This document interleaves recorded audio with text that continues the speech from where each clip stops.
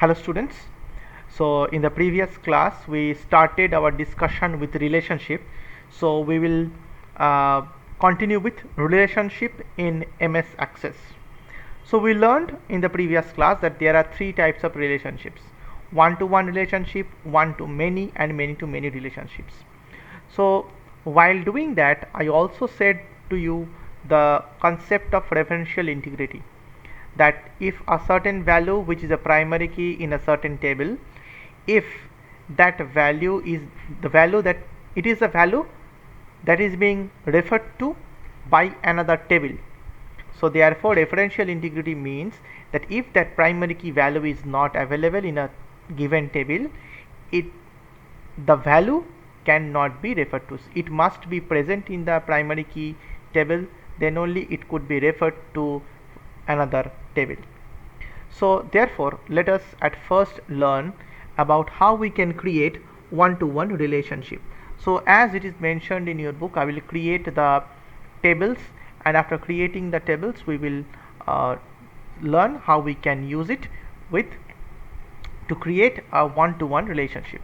So over here, as it says that every person has an Aadhaar number and that person will have only one Aadhaar number. So as you can see, there are two tables. One is an info table and is a details table. So in the info table we have the Aadhaar number, which is the primary key, whereas in the foreign, it is a foreign key in a different table.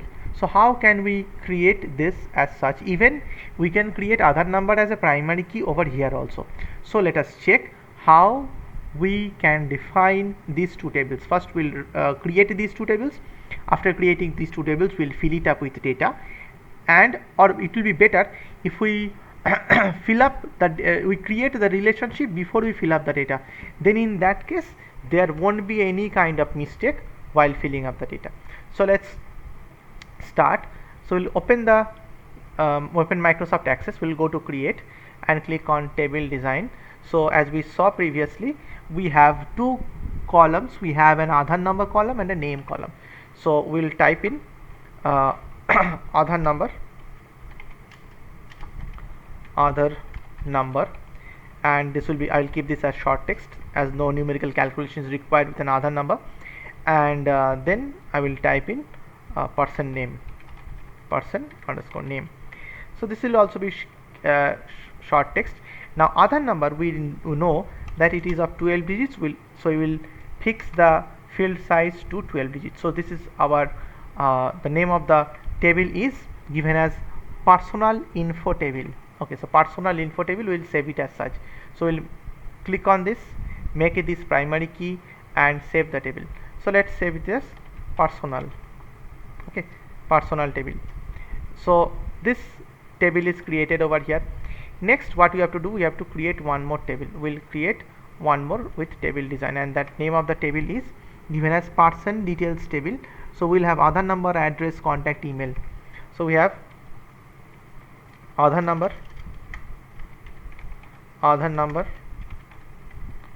address, contact, and email ID. So let it be as it is, and we'll fix the Aadhaar number over here same as we did in the previous one, and we'll keep it as such, and put this also as a primary key. So therefore these two fields, or this Aadhaar number field, is common in both these two tables. So therefore what we can do is we'll name the table as details. So the concept of relationship is as such that it helps us to join two tables. So therefore whenever we want to join two tables, we must have a field in common. This is what relational database management system is all about, that there must be a common field. Without a common field, it is not possible to join two tables. There must be a common field. Okay, so let's move on from over here. So before we create a relationship, remember one thing, that your tables, both the tables must be saved properly, and after the saving the tables, you need to close the tables, otherwise you will not be able to create the relationship properly. So I'll close it. Next we'll go to database tools and then click on relationships, and from in over here, as you can see in the previous class, we created this, so it is available and it is showing over here now. So we'll click on this hide table button so that these tables are hidden, and we'll add these details and personal table, add and close. So as you can see, it is done. So now I want it as such that if there is an Aadhaar number in this personal table, then only there can be a details about that person. So I will click and hold from over here and drag and drop it over here. Click on enforce referential integrity. As you can see, it is showing you one-to-one relationship. Okay, then click on the create button and our relationship is created. So click on the save button and click on this close button to close it. Now open this personal table. Okay, so over here in this personal table, what we can do is we can add Aadhaar numbers. Okay, so as much as we know, and I said also that only 12 characters will be available, so let me just enter the values over there. Okay, so with this I will add the name of one person, maybe some name over here. Now I'll press the tab button. As soon as I press the tab button, as you can see, a plus symbol is appearing over here. That means this appears when two tables are connected with each other. So if I click over here now, I will be able to see the details table also, and from here only I will be able to enter all the data. So I'll click over here. Now click on address. Maybe I can type in something like this, Kolkata. Contact, maybe I'll give a value over here. Okay, something like this. Email abc@xyz.com. So this is how we can complete our interaction. So as you can understand, so with one Aadhaar number, only one person's details will be connected. Okay, so now moving on to the next column, next row. So if I enter another Aadhaar number over here, so if I just type in the details, so as soon as I type in the detail, you can see the plus symbol appears over here. So it can be a different value from over here. So we can write something over here. So as you can see, with this demo values, we have two things over here. Now let us open this details table. As soon as I open the details table, I will be able to see all the things that are over here. Now let me try to enter an Aadhaar number that is not there in the personal table. Okay, so what would that be? I am entering that value. Maybe I am writing it some details as such, then like this, then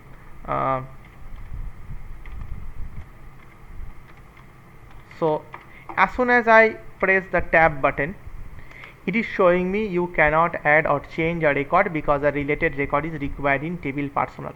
This is what we call is referential integrity, and this was the thing that I was trying to say, that if the data is not available in the personal table, that means if there is no person available with a certain other value in personal table, no data can be entered into the details table.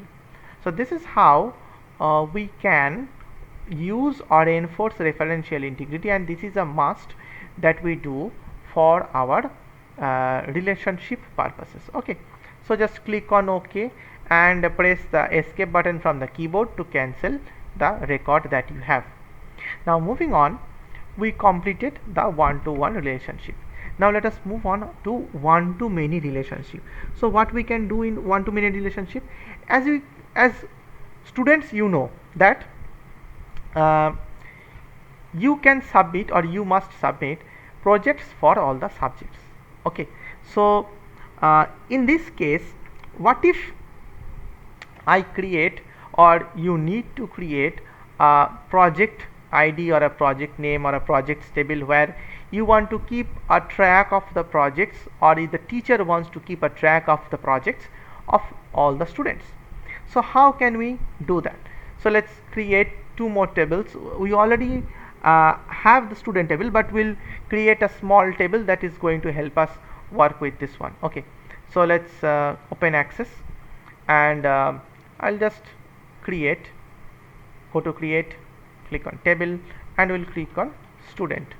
Oh, sorry, we'll write it over here as roll number. It will be given as number, and then we'll type along with roll number we have the student name. This will be text as it is, so this is something that will be connected. Now this is the table that we have, so I will save it and I will name it student. Okay, so as you can see, it's saying primary key is not there, so I'll click on yes. So it is automatically creating ID. I don't want to create this ID. I will create this roll number as a primary key, so I'll click on it and click on primary key. So this makes our primary key. Next, what we want to do, we have tables. We have to make one more table, that is the project table. Okay, we'll create again in design. So again I have to give over here roll number, then this will be as number type, and then I have to give project ID. It will be also be a number. Then I'll give subject, which subject this project belongs to, maybe whatever the subject is. It could be physics, chemistry, biology, maths, any other subjects. Okay, so we'll save the table and name the table as project details. Okay, we'll click on OK. So in the same way, it is saying that it is not given, so we'll create this project ID. As for every project we are going to have an unique ID, so we'll click this particular project ID as primary key. Now the question arises that why not the roll number key? It is because if I say that roll number key is a primary key, then only one, for every student only one project can be created, because I won't be able to enter the same roll number and say that this student has created another particular project. So therefore we do not use this roll number particular field as a primary key. We use this project ID. So I'll select project ID and click on primary key and save the table. So the name appears once again and click on OK. So this completes these two tables for us. Okay, so we'll click on this, we'll close this similarly as we did previously. Then again we'll go to database tools, click on relationships. I want to hide these two tables, I don't need these two tables. I'll add the tables, and in this time I want student and project details. Okay, so I'll click on add and close it. So what do I want at this point? I want to attach this roll number with this roll number field. So this is called the primary key, and this will be called as the foreign key in this table. So this particular roll number is referencing this particular roll number. So if I don't have any roll number, it cannot be entered in this table also. So I will hold and drag and drop over here, and as you can see, automatically it is understanding that our field, our particular relationship is an one-to-many relationship. So enforce the referential integrity and click on the create button. Now as you can see, it is showing the infinite sign. In the previous relationship it showed us one-to-one sign, because one-to-one sign is actually shown if we have both the in both the tables the common field as a primary key. Even though in the second table also it has the key is given as a primary key, but instead of that we call it a foreign key. Over here this roll number column over here is also called a foreign key. Now we have created the relationship. Let's save the relationship and close it. Now we'll enter the detail into this student table. So in the student table, roll number 1, student name ABC. So this particular student, this ABC student, has a project ID of 1001. Okay, subject is physics. Okay, then again the same student is giving chemistry.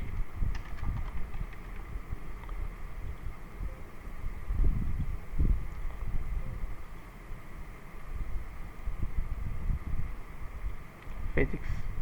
So this is the project ID that can be given. So This is how we can continue writing this particular data in this table. Okay, so we wrote it directly.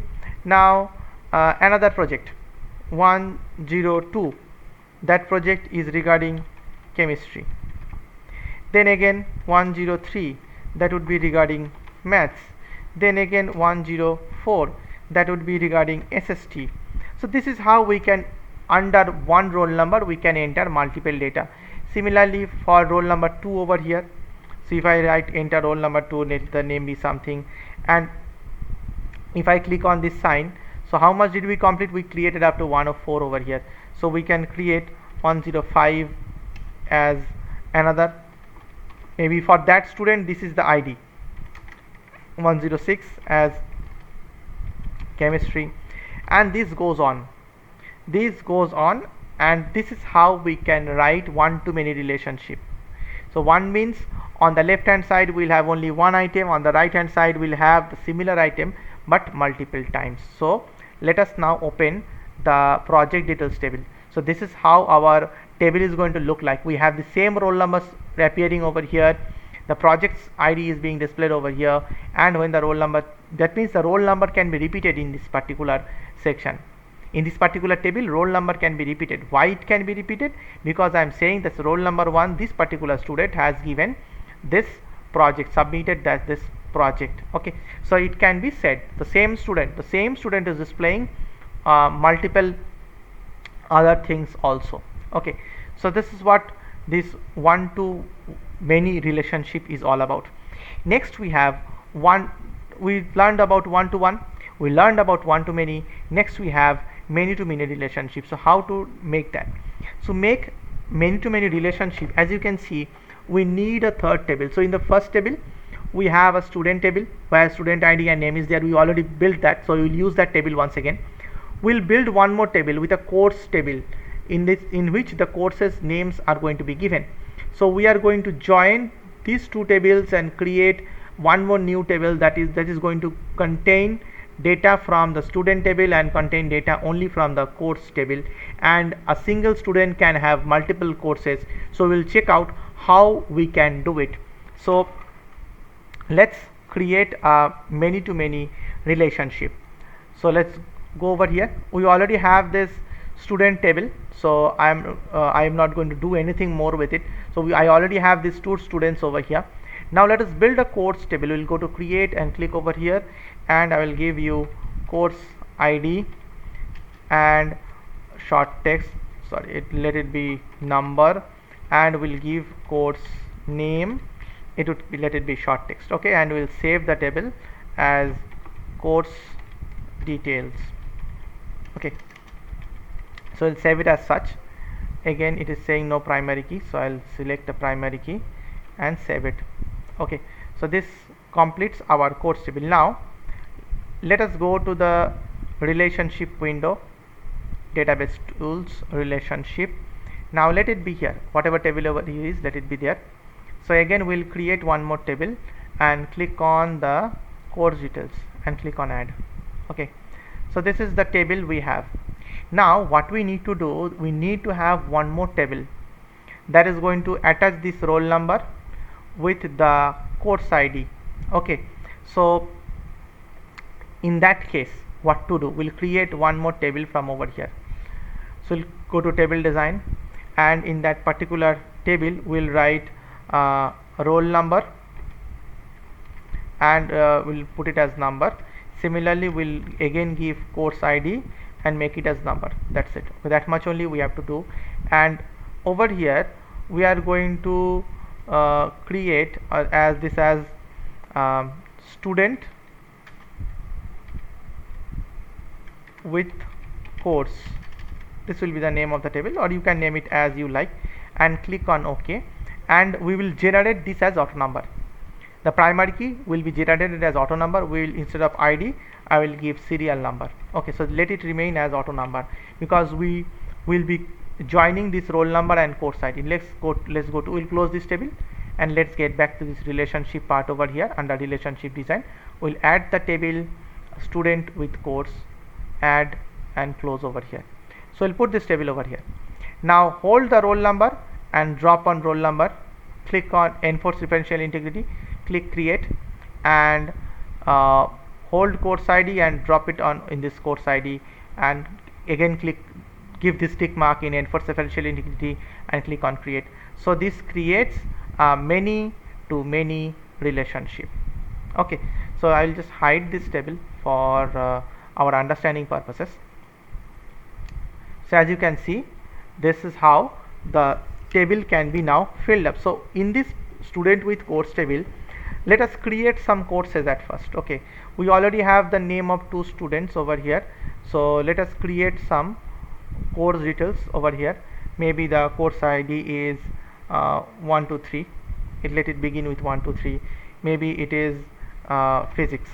Okay, next course ID, it could be 1 to 4, it could be chemistry. Okay, so what we can do over here is, let's save this table and close it. I'll save this relationship and close it, and we'll open this student with course table. Okay, so over here the serial number is given. Now as you can see the roll number. So how do we know the roll number of the students?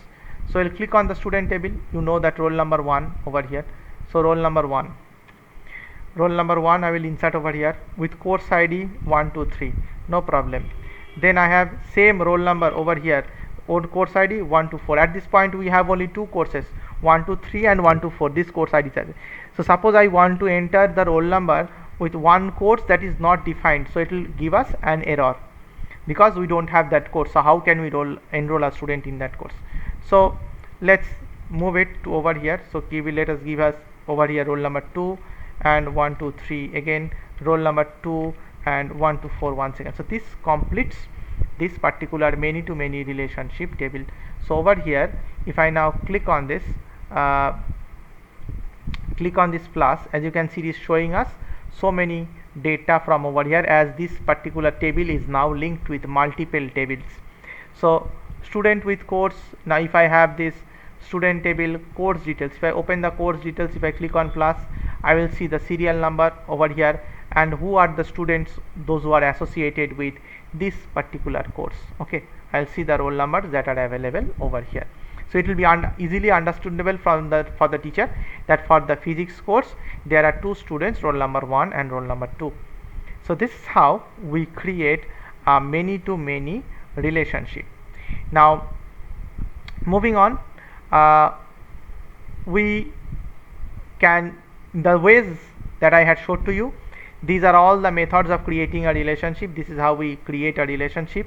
And the field properties, in the last class I had already explained these field properties, but still I will explain to you once again that what are field properties. This should have been given in the beginning of the chapter, not at the end of the chapter. This is more important in the beginning, not in the end. So let's leave it as it is. So we'll just open a table in design view. So whenever we open a table in a design view, we see field size. As you can see, if we declare something as a short text, what are the details that we can give? Field size represents how many characters or how many values can be written over there. So therefore over here, when we see that field size value is given, that means it is showing that 255. It means this, in this particular field 255 characters can be entered. In the format, if I want to select any kind of format, as it is, as nothing is available, so it is not going to show anything. But what does format do? It actually displays the format of the field, means whatever the format we are going to use it. Mainly it could be there for a numeric value. Okay, so format, if I click over here, as you can see that what kind of format we can use. Maybe it is a general number. When required, we can use this as a currency. If required, we can have a fixed value or a percentage field or scientific field. Anything as such can be shown over here. Next, we have the caption field. It usually defines the caption when the field is used in a form. So suppose you create a form. After creating a form, this particular value or the term will be displayed as a tooltip, kind of a tooltip, that whenever you click on it, it will be displayed in the caption section. Next, we have validation rule and validation text. These two are intertwined. Validation rule, suppose we are entering some kind of data. We are entering some kind of data in a table and we want to enter only specific kind of data. So let us think of a table where we are entering marks of the students. So marks of a student can maybe range for 100 marks subject. It can range between 0 and 100. It is not going to go negative, or it is not going to go more than 100. So validation rule states that using this kind of rule you can fix the range of given values or any kind of fixed values that you want to be entered in a particular field. So for a marks field where you are entering the marks of a student, you can fix the value with this validation rule, that value cannot be less than 0 and more than 100. You can definitely select it. Now what is validation text? It is the message that is entered if the user does not meet the criteria to enter data in the field. So suppose what was the criteria? The criteria was marks should not be less than 0 and not be more than 100. So if by chance if a person while entering the data enters instead of 100 1000, maybe one extra 0 due to some typing error, so instantly the database system is going to stop that person from entering the data, and whatever message you enter in the validation text box, that message will be displayed to you on the screen that you have made some kind of error. Default value, usually default value is given for numeric structure, such as you were seeing in the previous case. I was going to type some roll numbers, but 0 was being displayed. So by default value means what value will be displayed when you try to enter data. That means the field is not going to be empty. Some kind of value must be given, and actually it is good to keep this default value in primary key columns, because as we know that primary key columns cannot be empty. Next we have the required field. Usually the required field means that you must or you have to enter data in that field. The required field means that you have to enter data. So therefore whenever you are using this required field, so as you can see this is a primary key, it is showing that required is yes. If I go to the course name over here, it is showing required as no, and we should ensure that this value is entered. Whenever we are enforcing some rules, enforcing some values, we must remember that some values are required. As you can know that while filling up online forms, there are star marks given beside some fields. It represents that this field is required. So definitely if we want to apply such a kind of thing, we must create such kind of field by using this required field over here. So this particular thing completes our chapter. You can go through the assessment time, and the next part, I think this part is going to be in the next term. So I will finish my video over here. I am sorry to not being able to take the live class, but please take a look into this, and I will get back to you the next day. Thank you.